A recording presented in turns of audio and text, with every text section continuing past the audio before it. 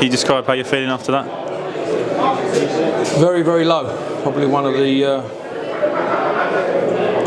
lowest I've felt at the club, really, in the 6.5 years I've been here. Difficult at the moment. Not in a good frame of mind in terms of how I feel, so it's a difficult conversation.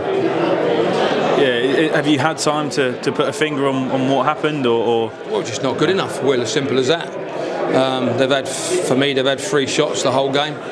Michael's made a save in the first half, and both goals we got done on the counter-attack, and we spoke heavily at half-time about keeping bodies behind the ball.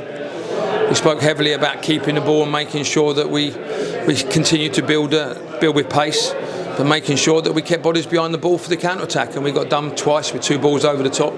Haven't defended properly. Both balls have come from right to left. Michael Clark's been undone for the first one, and then, as I say, they've done us for the second one, and really, really poor defending in terms of the way we defended.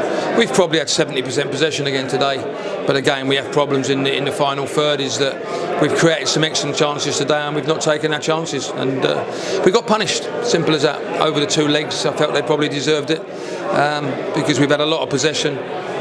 Some of our build-up has been very good, but our end product's been really poor again. And we move into a period of more Saturday, Tuesdays. How difficult it is when you're not happy with the performances to have one training session a week and change things? Well, we're going to have to change some personnel, Will, because at the end of the day, the personnel at the moment haven't been good enough.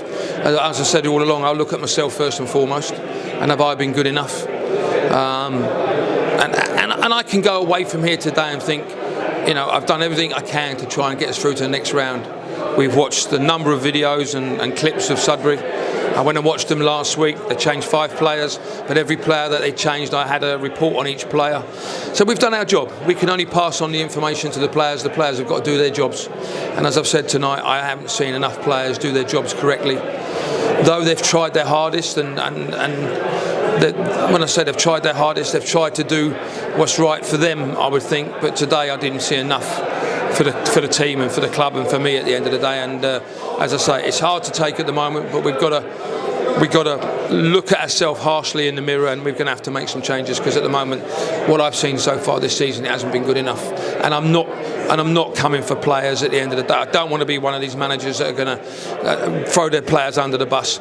But for me, some of the players have got to seriously look at themselves in the mirror and take stock of what we're doing. And it's down to me to change the personnel. So on the road on Saturday, where are you expecting to draw those changes from? Is it going to be drawing from the B team, or the squad's already thin on the ground? I think the squad's as it is. Hopefully we'll have Devonte back. I thought Monash done very, very well today for 65 minutes. Obviously George has come on again today and did well for that last sort of 20 minutes.